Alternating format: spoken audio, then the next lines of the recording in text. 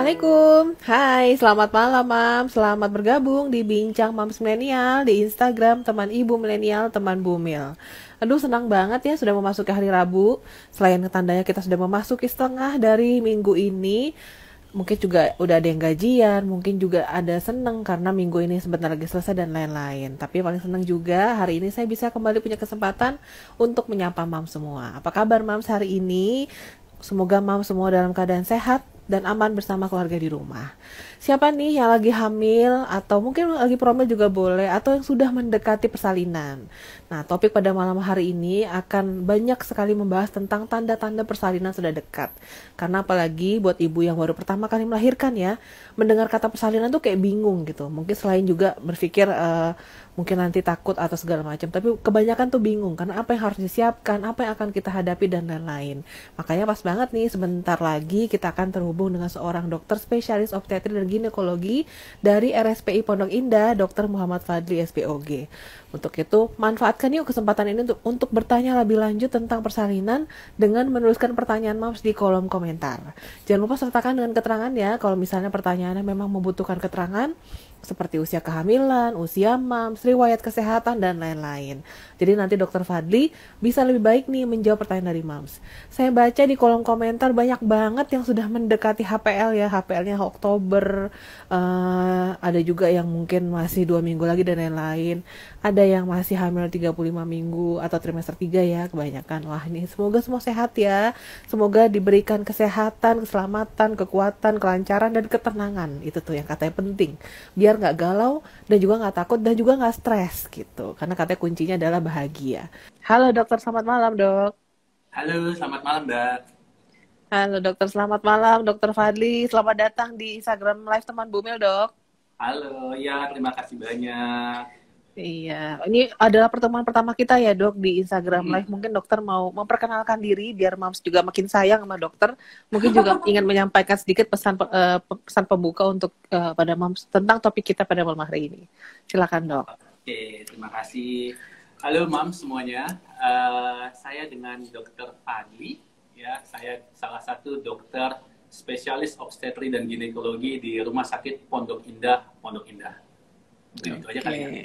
Iya itu aja. Pada malam hari ini kita akan banyak membahas atau mengupas seputar tanda-tanda persalinan sudah dekat gitu ya dok ya. Betul. Iya. Nah ini sudah cukup banyak yang ngasih tahu HPL-nya tanggal berapa atau mungkin perasaannya mendekati HPL apa. Nah ini sambil menunggu pertanyaan terkumpul banyak, saya akan mulai tanya-tanya dulu ya dok. Sebenarnya kalau untuk ibu hamil atau ibu yang akan melahirkan pertama kali itu apa sih dok yang harus disiapkan menjelang persalinan dok?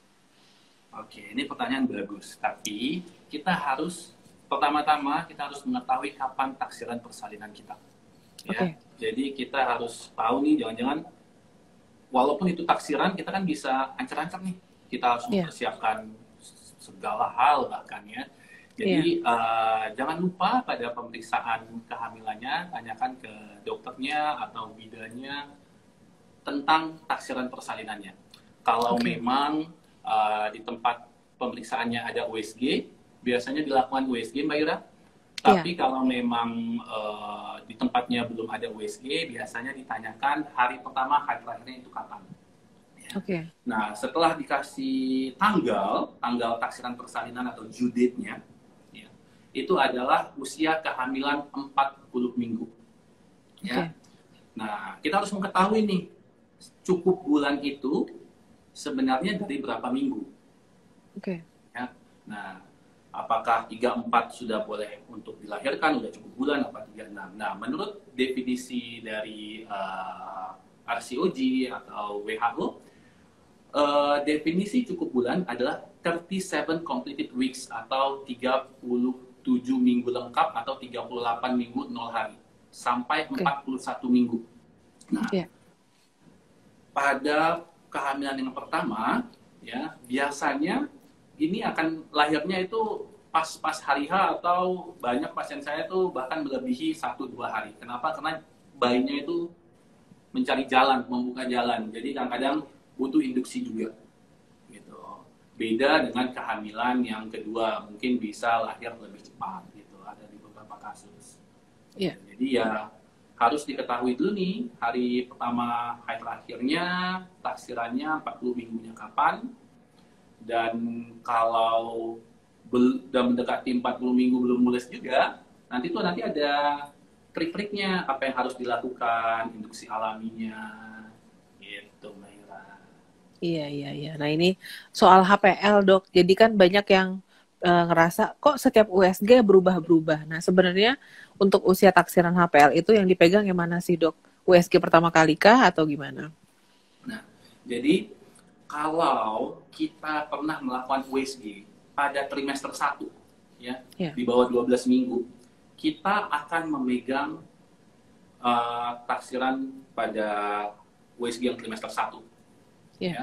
Nah, kembali lagi, setelah kita mendapatkan nih detak jantung di bayinya, sudah mendapatkan janinnya di dalam rahim, ya, dan kita ukur usia kehamilannya berapa minggu pada saat itu, dan nanti kita prediksi kapan 40 minggunya, maka patokan kita akan menggunakan HPL pada trimester 1 yang paling awal. oke. Apalagi kalau dia menggunakan USG transvaginal. Jadi itu hanya plus minus 30 hari saja.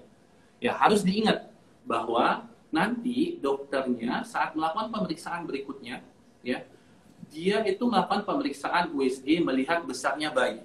Besarnya bayi, kepala bayinya dihitung, dinilai, setelah itu lingkar perutnya, pahanya dinilai. Nah, besarnya bayi nanti dia akan mengeluarkan HPL juga. Ini korespon usia kehamilan berapa minggu. Tapi ingat, Ya. usia kehamilan itu sebenarnya tidak pernah berubah. Jadi kalau Oh, kita tahu 40 minggunya kapan, nanti kita jadi patokan nih. Jadi kalau 40 minggunya itu contoh hari ini. Contoh ya. hari ini. Tetapi kalau kita USG, tapi kok kesannya kayak 36 minggu. Jangan-jangan bayinya ini agak kecil gitu.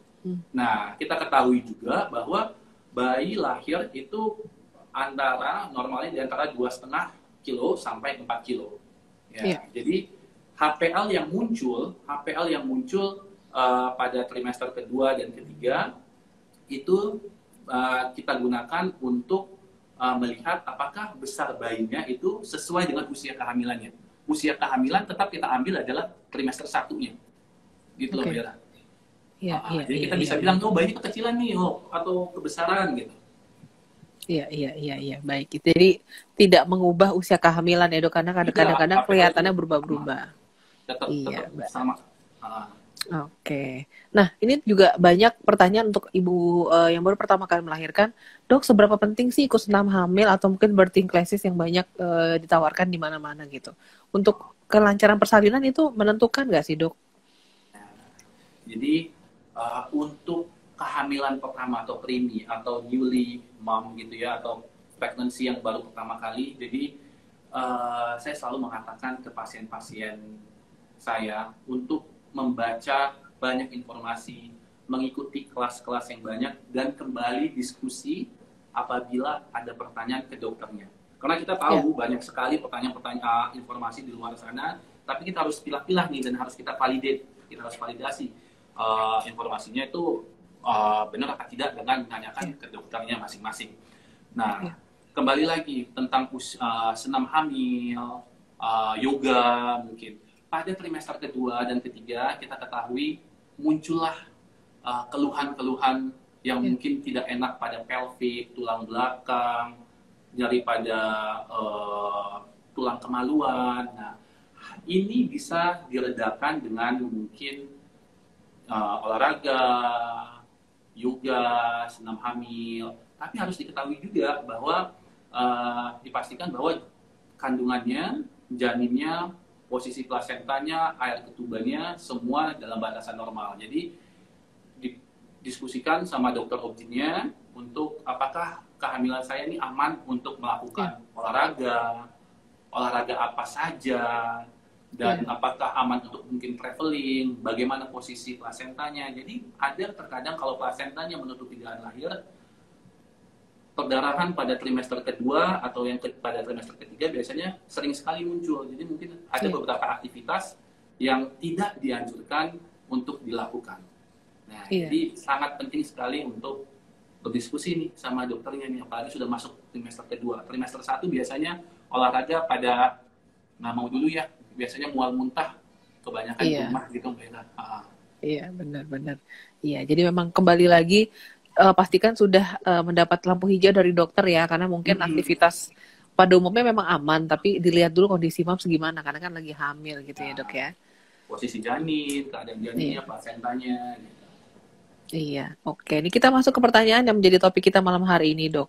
Sebenarnya Boleh. tanda-tanda persalinan itu yang harus diketahui oleh para ibu, itu apa aja sih, Dok? Oke, jadi tanda-tanda bahwa persalinan ini sudah dekat ya memasuki trimester ketiga, pasti akan muncul nih kontraksi, mules Ya, kontraksi. Nah, kontraksi kita ketahui bahwa ada kontraksi yang palsu, ada yang sejati. Kita harus mengetahui dulu nih. Kontraksi yang palsu itu biasanya kalau kita beraktivitas atau berubah posisi atau minum air putih seharusnya dia hilang, ya ya, seharusnya dia hilang. Namun kontraksi yang sejati, kontraksi yang asli, yang benar-benar memasuki persalinan, dia kontraksinya biasanya mulai berawal dari atas puncaknya rahim atau kita sebut namanya fundus. Setelah itu ya. menjalar ke bawah, ya. Dan dia tuh kayak rasanya kayak mens yang sakit banget. Dia kayak kram, kayak ototnya itu menekan, mendorong diri bayinya untuk ke bawah. Oke, Dan intensitasnya akan semakin besar dan frekuensinya juga yang awalnya mungkin 1 kali dalam 10 menit, nanti dia tuh akan bisa 3 kali bahkan sampai 4 kali dalam 10 menit. Yang awalnya mulesnya juga hanya 10 detik saja, nanti tuh mulesnya bisa sampai 45 detik ke atas gitu. Dan apabila intensitas dan frekuensi kontraksi ini meningkat, seharusnya diiringi dengan pembukaan jalan lahir juga nih. Ya, oke, pembukaan jalan lahir itu akan muncul keluarnya flek darah atau kita sebut bloody show. oke, Nah, itu salah satu ini juga tuh tanda-tanda bahwa sudah memasuki persalinan. Gitu. oke. Nah, Ya, kalau selain kontraksi-kontraksi palsu tadi ya biasanya memasuki trimester 3 munculnya namanya ini apa perutnya itu agak lebih turun ke bawah karena bayinya sudah kepala bayi sudah masuki pintu panggul dan sedikit tidak nyaman pada daerah pelvis, tulang kemaluan karena kepalanya itu udah benar-benar masuk nih. Kalau udah benar-benar masuk pasti ibu hamil tuh merasakan banget karena jalannya itu udah pasti udah gagah berani gitu. Udah nggak bisa kayak putri Solo lagi gitu. Nah, iya, iya. itu dan biasanya juga kalau sudah memasuki trimester ketiga eh, tulang persendiannya itu lebih loose, lebih Hmm, lebih fleksibel. Kenapa? iya, Jadi untuk jalan lahirnya biar bisa terbuka, kepalanya bisa turun ke bawah, gitu. iya. Dan ada juga yang tanda-tandanya mungkin ketubannya pecah, gitu. Tapi kita maunya ketubannya pecah pada saat pembukaannya itu 4 cm ke atas, pada saat pembukaannya aktif, atau bahkan 8, 9 cm, 10 cm atau pembukaan lengkap, gitu. Oke, Itu kurang iya, lebih. iya. Ya, idealnya ya dok ya ketuban pecah pada saat Hmm. memang sudah di rumah sakit juga ya istilahnya ya dok ya. Betul, betul Iya, sekali. iya. Tadi dokter sempat menyebutkan soal janin sudah masuk panggul, dok. Nah, ini sebenarnya janin masuk panggul itu sudah pasti harus terjadi seperti itu atau gimana sih, dok? Maksudnya ada yang bilang nggak usah masuk panggul tapi bisa tetap melahirkan atau ada tanda-tanda atau cara untuk membuat janin cepat untuk masuk panggul supaya persalinannya lancar gitu, dok. Oke, pertanyaannya bagus banget, Mira. Jadi, pada kehamilan yang pertama, ya, pasien tuh selalu menanyakan, dok, saya bisa nggak sih lahir normal? Itu pertanyaan yang Hmm, paling sering muncul.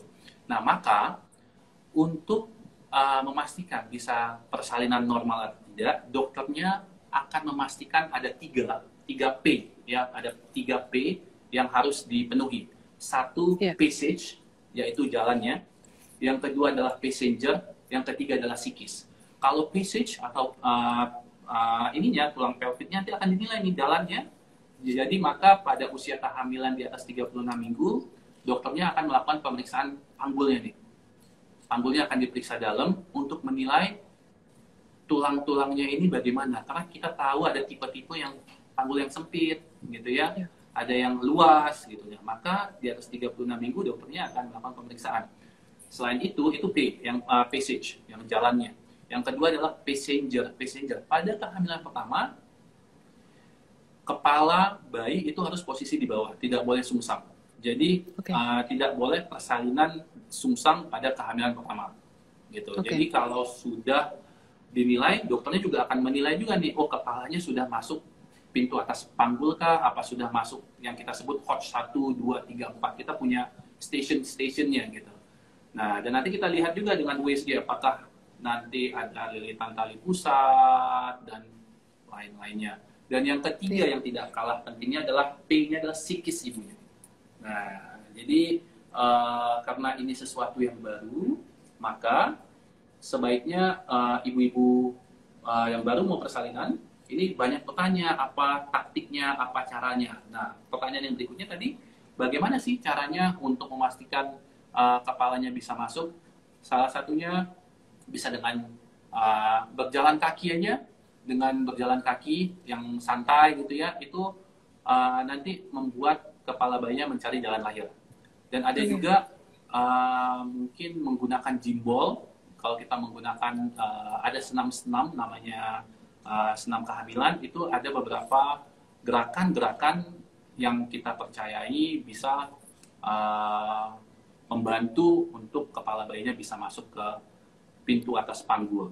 Tapi kembali lagi, kalau memang seandainya passage-nya sempit gitu ya, jangan dipaksakan juga. Gitu. Jadi ini harus dinilai, didiskusikan sama dokternya. Jadi semua variabel 3P yang ini itu semuanya harus bersamaan gitu. Tidak bisa panggulnya luas tapi kepalanya melintang, ya gimana, nggak bisa lahir normal gitu.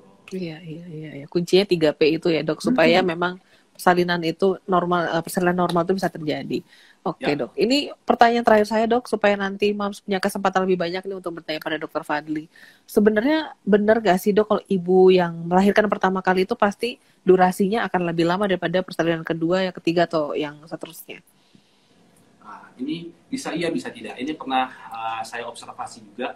Memang satu individu ya sama individu lainnya itu berbeda. Ada yang namanya partus precipitatus. Jadi dalam 4 jam dari awal mulus sampai brojol. Itu ada. Tapi itu kita tidak menginginkan hal itu terjadi juga. Karena kita maunya nanti dia pelan-pelan membuka. Nanti setelah memasuki fase aktif. Jadi setelah pembukaan di atas 3 cm, kita menggunakan ada nama alatnya, alat partograf, untuk memantau ini seharusnya dalam waktu 1 jam pembukaannya berapa, dalam 2 jam berikutnya pembukaannya berapa. Dan kepala bayinya harus sudah sampai mana. Itu ada patokan dari kita. Nah, kalau dikatakan kehamilan pertama lebih lama dan kehamilan kedua bisa lebih cepat sih, sebenarnya enggak juga ya. Enggak juga gitu.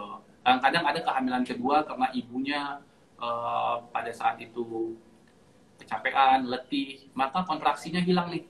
Mulusnya hilang. Kalau mulusnya hilang ya mungkin diminta untuk makan dulu, minum teh manis, atau bahkan ditambahin obat-obatan sehingga mulusnya lebih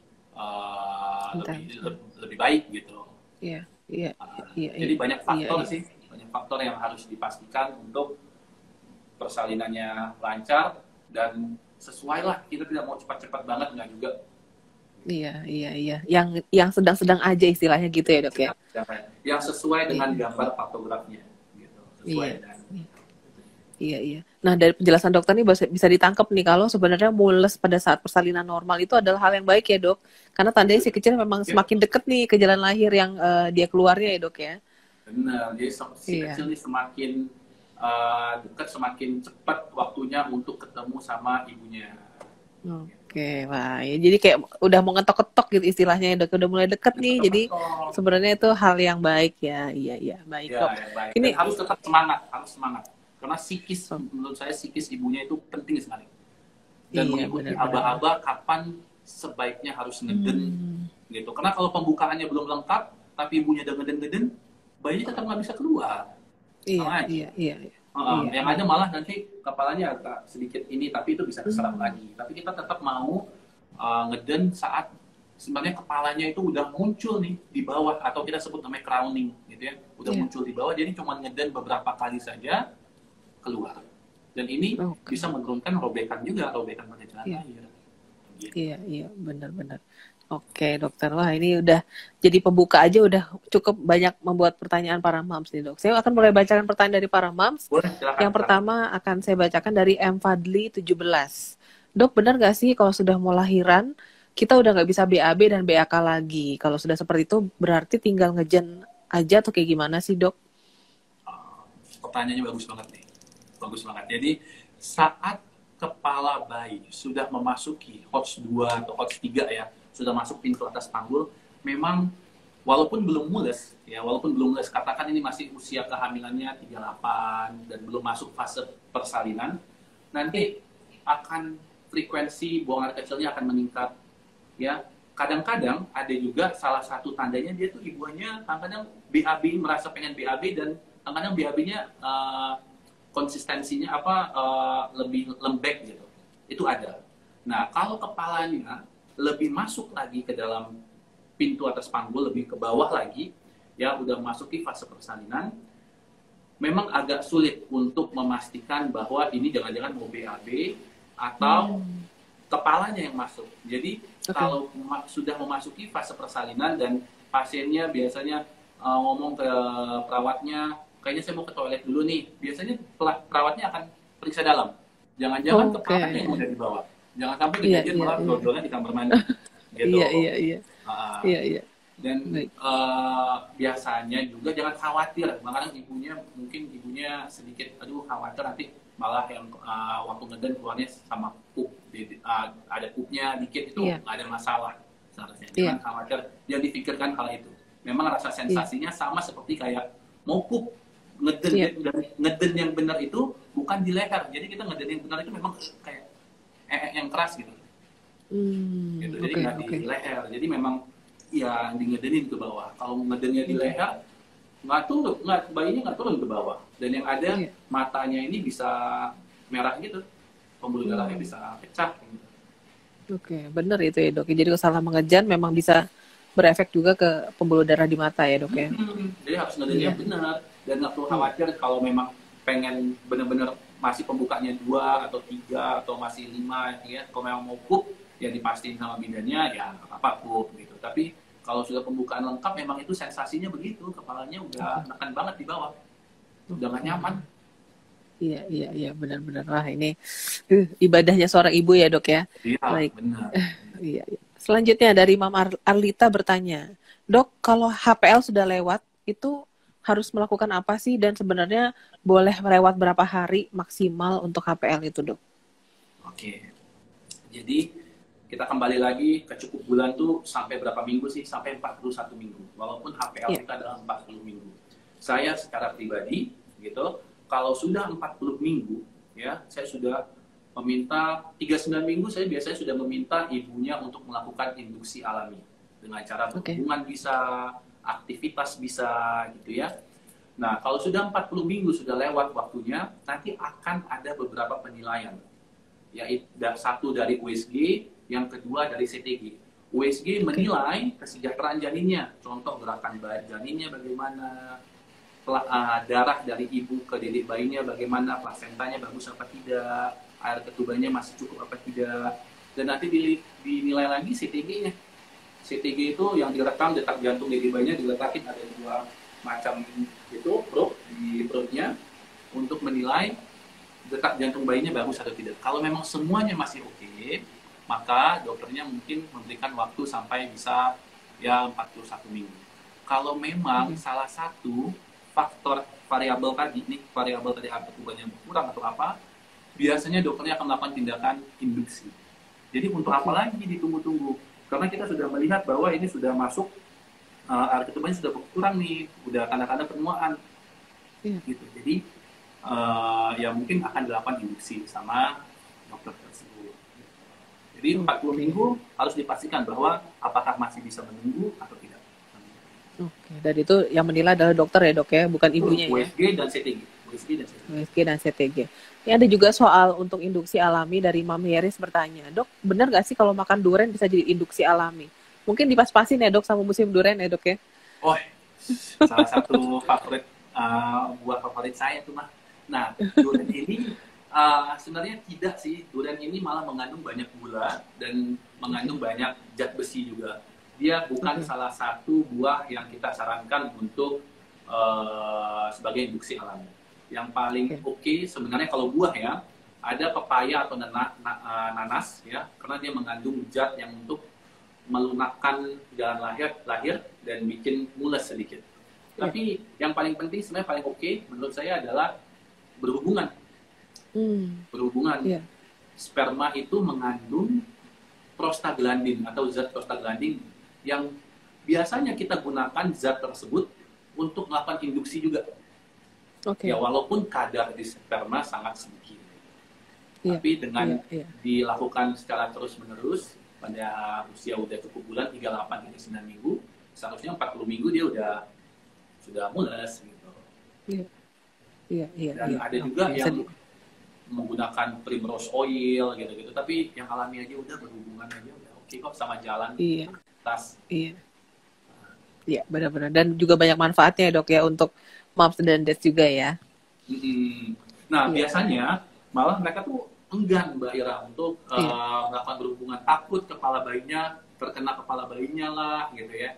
Sebenarnya nggak mungkin terkena karena banyak sekali otot di situ, otot di vagina lah, kan ada cervixnya juga masih menutup, ada selaput ketubannya, ada air ketubannya, baru bayinya. Jadi nggak mungkin nih bayinya terkena sperma, itu nggak mungkin. Iya, benar. Ya, iya. Karena mungkin kerasanya deket gitu, padahal masih ada berapa layer lagi ya, Dok, sebelum Banyak layernya. menjangkau bayi ya. Iya. Baik. Selanjutnya, pertanyaan dari Mam Ana. Dok, apakah vaksin jadi persyaratan lahiran di rumah sakit sekarang? Nah, untuk vaksin memang sekarang Persatuan Objin Indonesia sudah menganjurkan untuk melakukan vaksin di usia kehamilan di atas 13 minggu sampai 33-34 minggu. Nah, sekarang disarankan, hampir diwajibkan bahkan untuk sudah vaksin nih. Mungkin kadang ada yang awal-awal saat regulasi ini dikeluarkan udah melewati usia kehamilan 34 minggu, maka dia sudah tidak diizinkan untuk vaksin lagi. Nah, tapi sekarang ini kan sudah lebih dari 1-2 bulan nih, seharusnya semuanya sudah vaksin nih.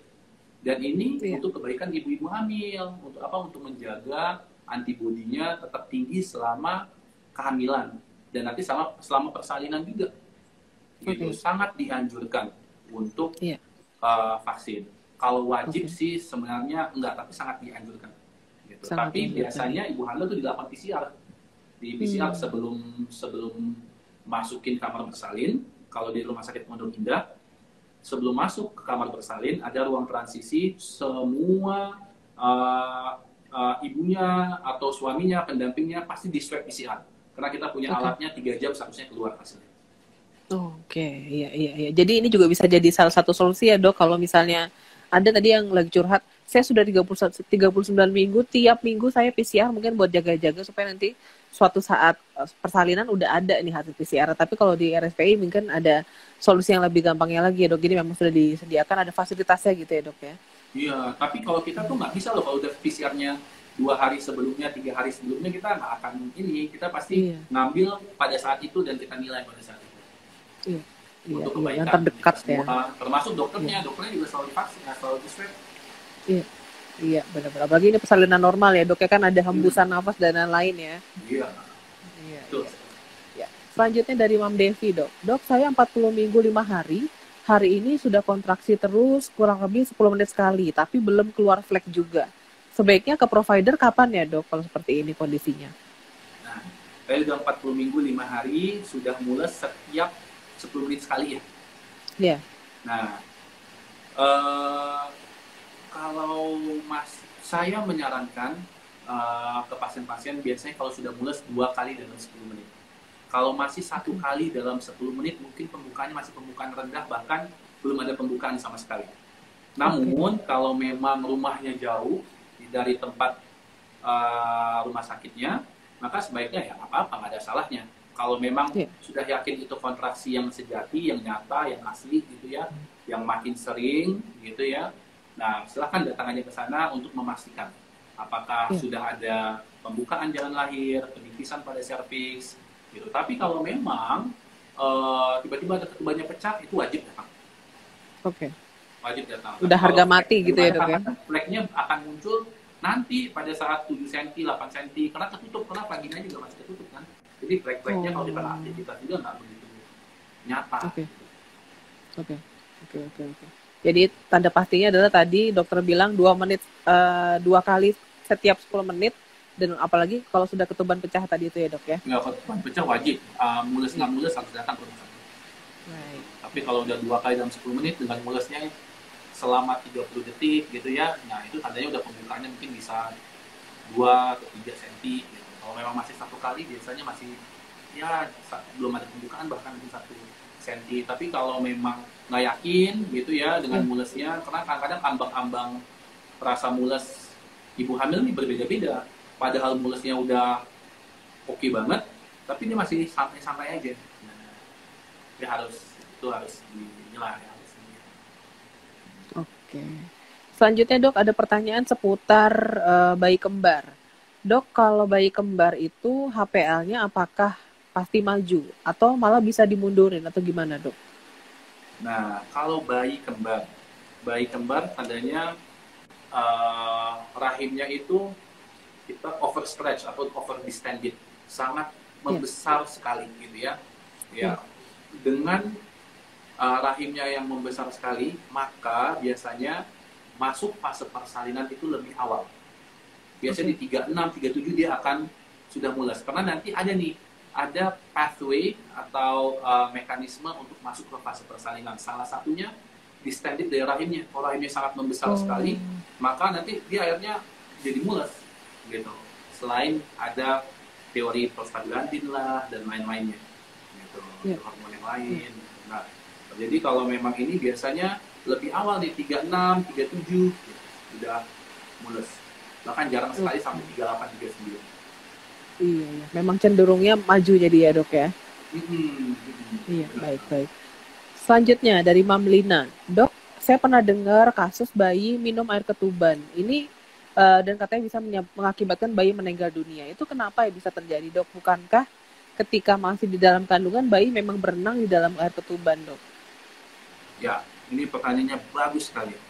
Jadi pernah sekali saya USG Pak Janin, ya, bayi. Saat itu dia sedang pipis, ibunya kaget, waktu itu 4 dimensi. Nah, kok dia bisa pipis, Dok?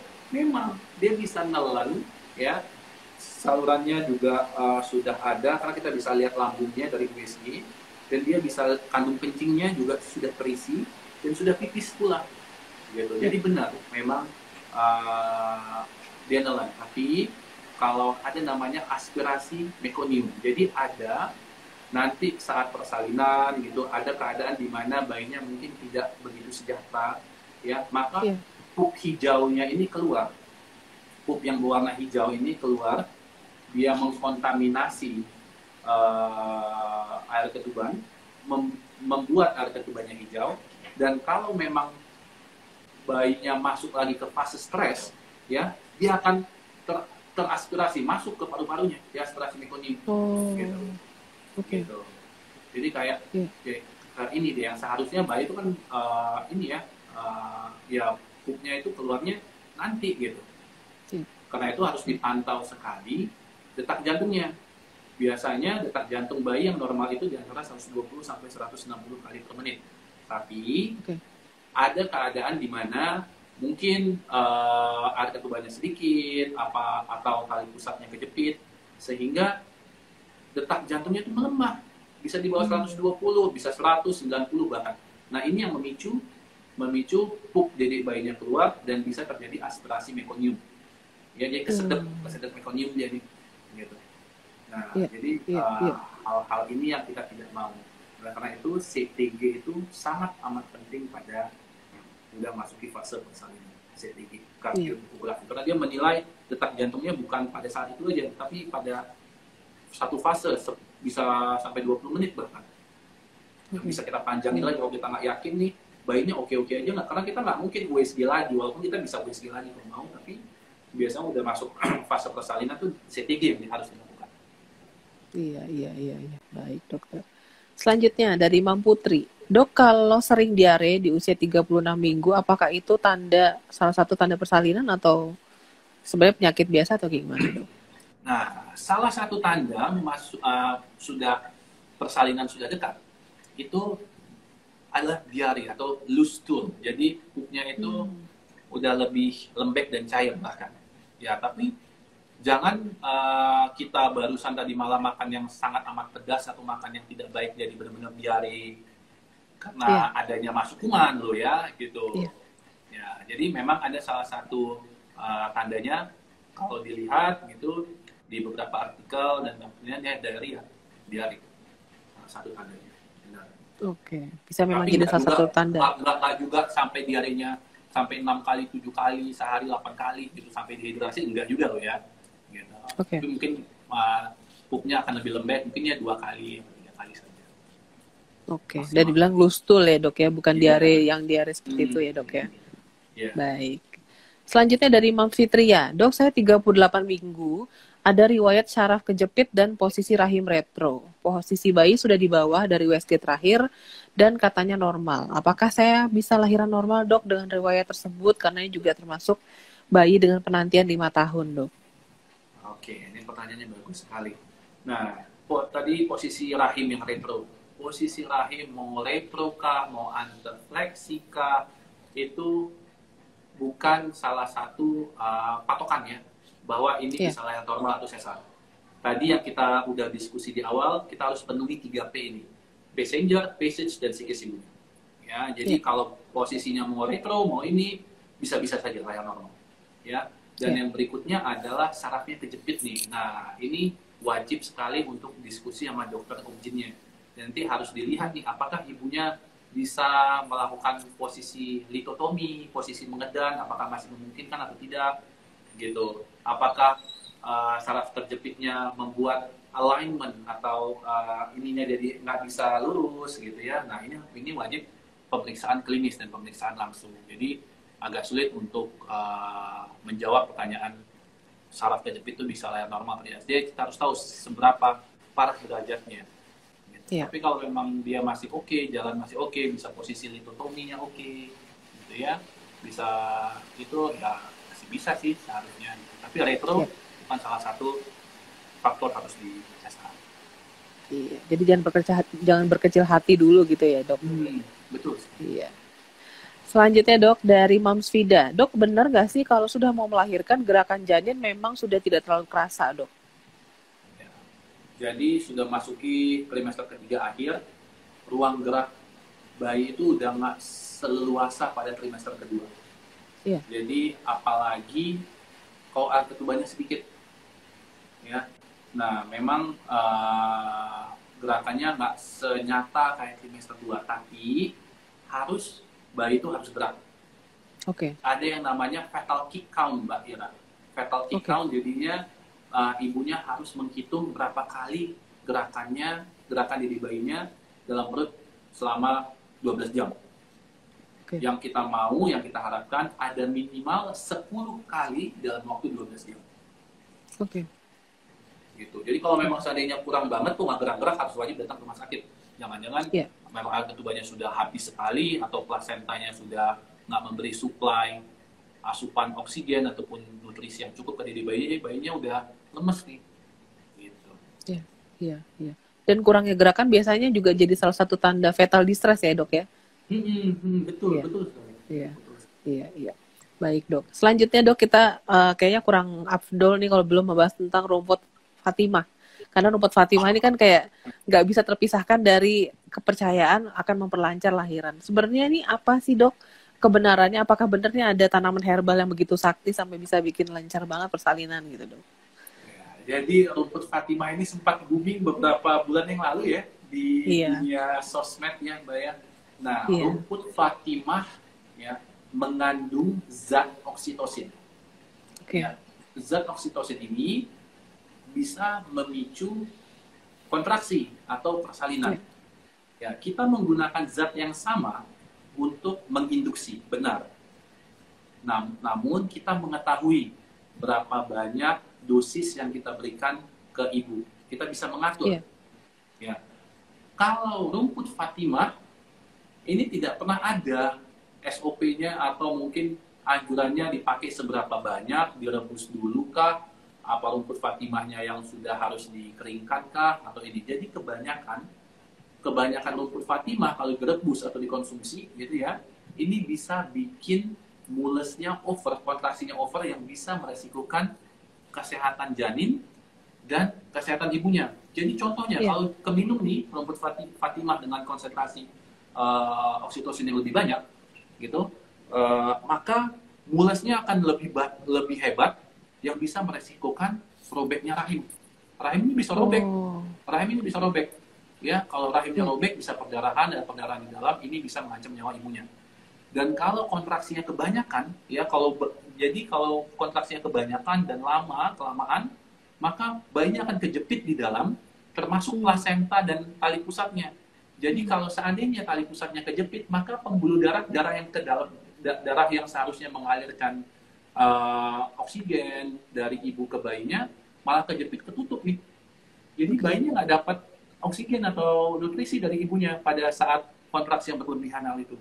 Yang kita mau adalah kontraksinya yang kita atur gitu ya, dan ada fase relaksasinya gitu. Jadi hati-hati sama rumput Fatimah, karena tidak ada acuan berapa banyak digunakan dan sangat berhati-hati sekali.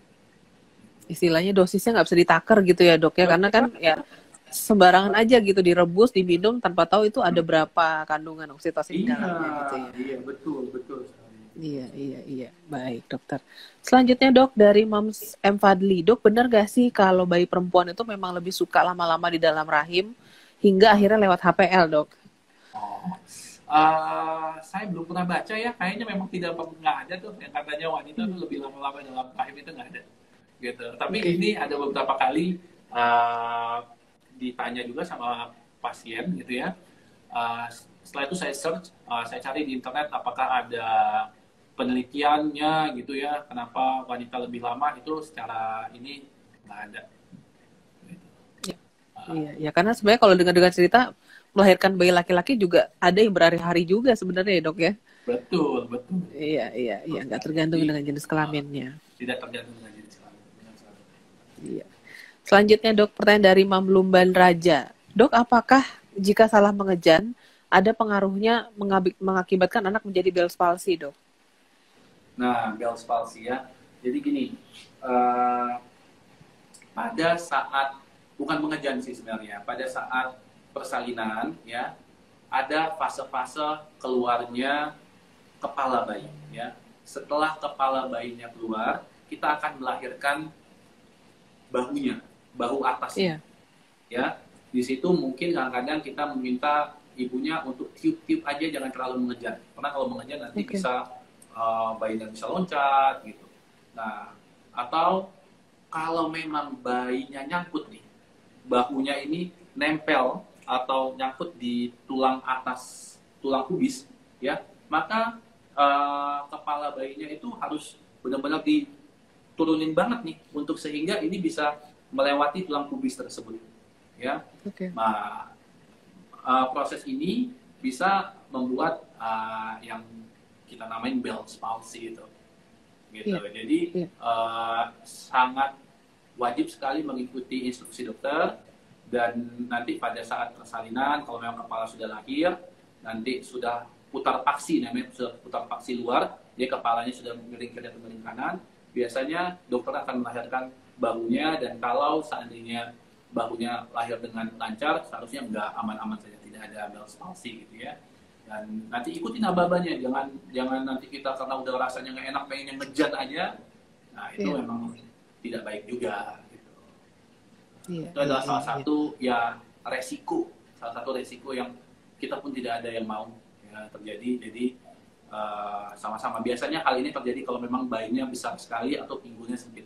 Karena itu penting untuk menilai tadi PCH dan passengernya pada usia kehamilan 37-38 minggu. Iya.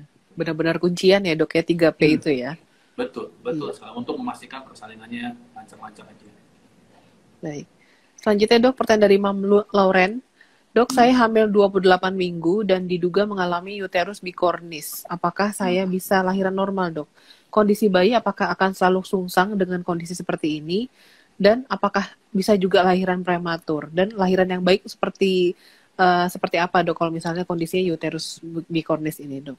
Ya, jadi rahimnya ini ada kayak seberapa ini ada dua gitu kesannya ya. Nah, kalau memang tadi yang kita sudah diskusi bersama pada kehamilan yang pertama, tadi kehamilan yang pertama ya? Nggak disebutin sih dok, ini sayangnya ya, hamilnya cuma usia kehamilan aja. Oke, kalau kehamilan pertama posisinya sungsang sudah di atas 36 minggu, ya, maka kemungkinan untuk dia muter, kepalanya muter ke bawah, memasuki pintu atas panggul itu sangat kecil kemungkinannya. Nah, dan kalau posisinya sudah sungsang, anak kehamilan pertama, maka tidak dianjurkan untuk lahir normal, maka harus dilakukan tindakan seksiu sesarian. Jadi kita tidak mau mencari resiko lah, kita maunya dokter obgyn, maunya saat persalinan selesai, ibunya tetap sehat, ya, dan bayinya juga sehat. Itu yang kita maunya. Nah, jangan kita memaksakan kehendak kita, karena tidak ada untungnya. Saya pokoknya dok mau lahir normal. Tiba-tiba kalau memang seandainya anak pertama, kenapa tidak boleh lahir normal apabila posisinya sungsang? Karena pinggulnya belum teruji nih. Dan kita ketahui kalau bisa jadi bagian padat itu, ya, itu kepala nih yang susah keluar bayinya. Kalau lahirin perut ini gampang karena dia bisa ngempes gitu ya. Tapi kalau nyangkut kepala, wah itu sebuah nightmare bagi dokter obgyn. Saya yakin itu. Iya. Nah, dan itu ada gitu kalau memang saya nyangkut gitu. Namanya head and trap gitu. Aduh, jangan sampai ya dok ya. Iya. Gitu. Ini jadi jawaban yang sama untuk satu pertanyaan yang saya temuin dari kolom komentar dari Mama Ratna. Dok, kalau misalnya HPL 7 Oktober tapi kepala bayi mendongak, apakah apakah bisa tetap bersalin normal atau kembali lagi tadi memang sudah harus memilih metode persalinan yang lain, dok? Nah, jadi kalau memang kepalanya masih mendongak ke atas, ya nanti kita nilai juga ya. Bisa jadi karena pinggul atasnya memang udah sempit, jadi kepalanya nggak bisa masuk nih, nggak bisa cari jalan. Tetapi nanti dinilai nih, kalau memang sudah mulasnya udah kencang, siapa tahu kepalanya muter, nanti kita lihat nih ubun-ubun kecilnya. Ubun-ubun kecilnya di mana nih? Di anterior kah? Apa sudah di posterior kah? Gitu. Nah, kita nggak mau, kita maunya kepala bayi itu kayak gini nih. Masuknya itu menunduk ya dok ya? Bener, kayak nekuk gitu. Kenapa? Karena diameter ini itu paling kecil, jadi paling gampang untuk melewati jalan lahirnya atau pinggulnya. Tapi kalau mendongak ke atas gini, diameter ini tuh gede, ini bisa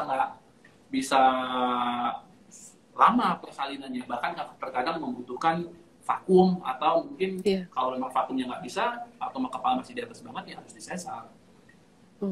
Iya.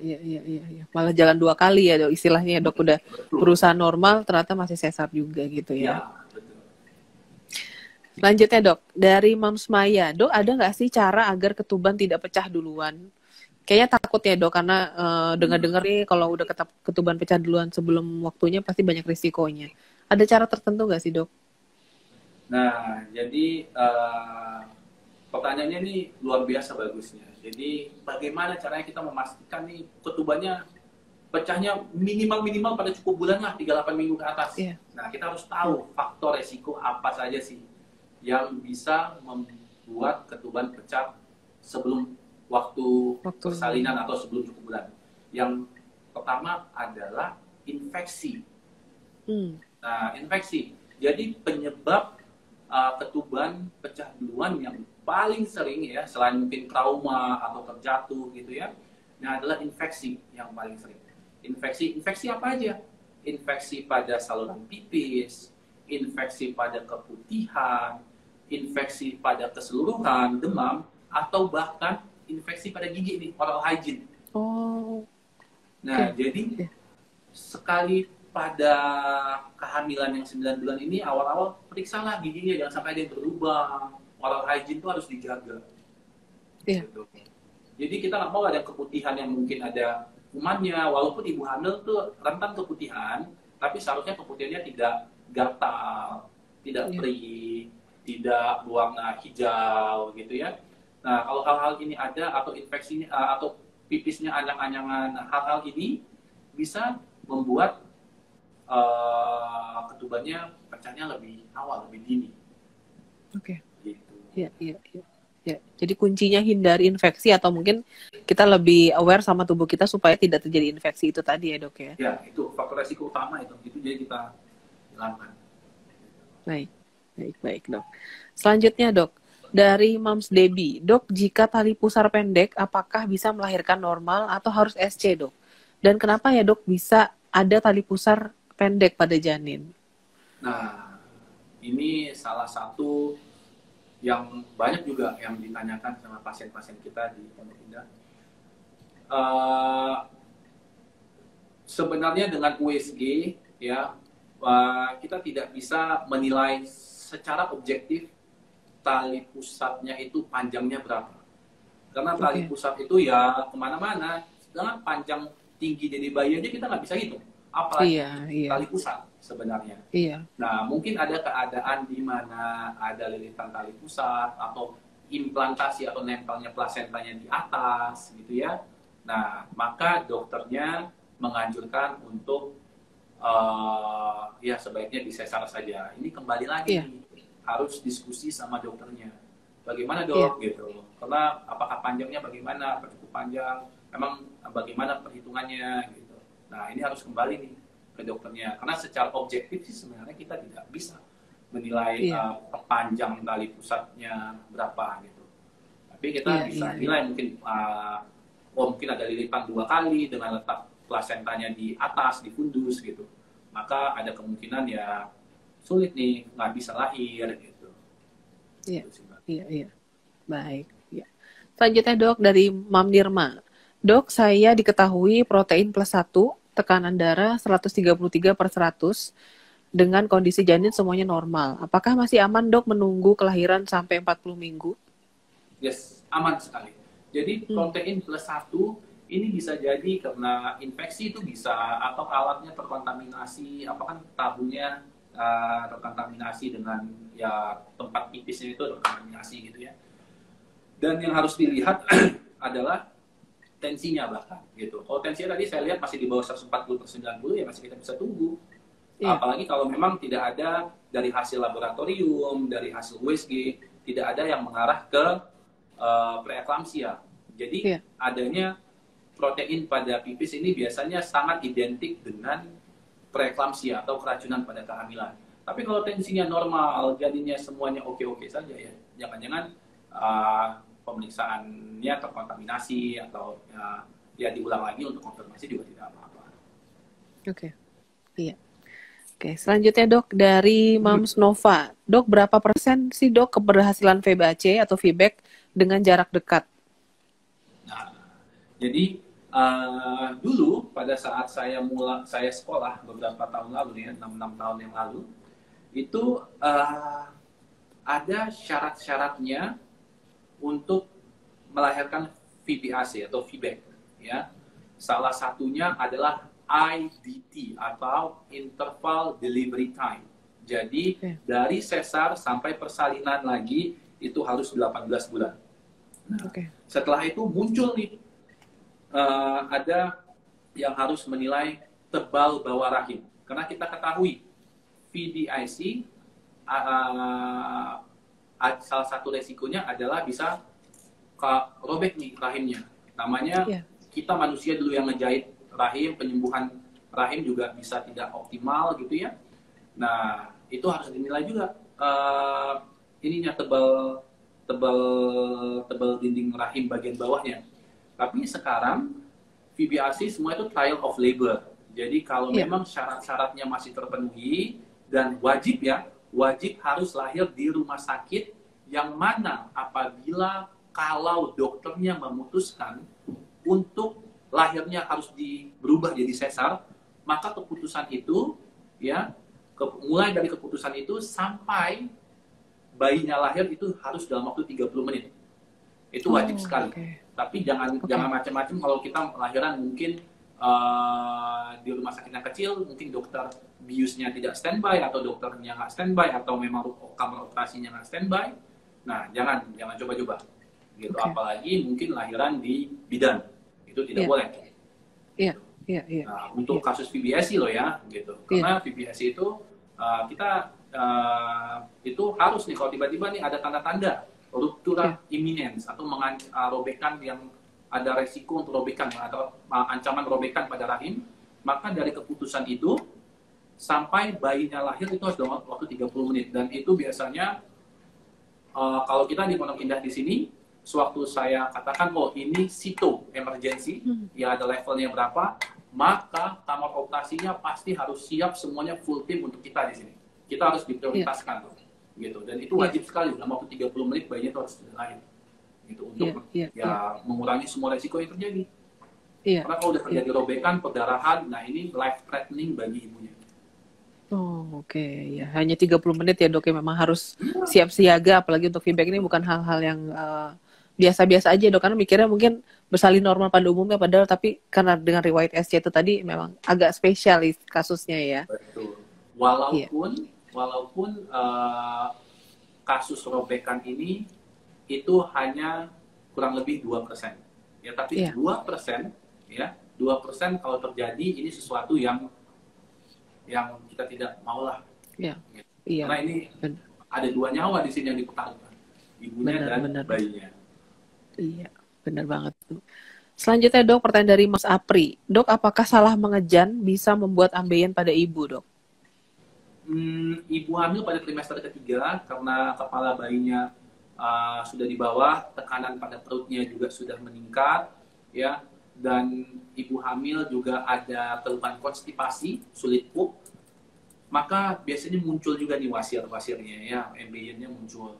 Nah, Iya, uh, bukan karena salah mengejan, apalagi pada saat persalinan nanti, saat ngeden, ya, saat ngeden, setelah persalinan nanti merasa ada yang gak nyaman di bagian bawah, itu bukan karena salah iya, mengejan, sebenarnya enggak, karena memang oke, benar ngedennya di bagian bawah.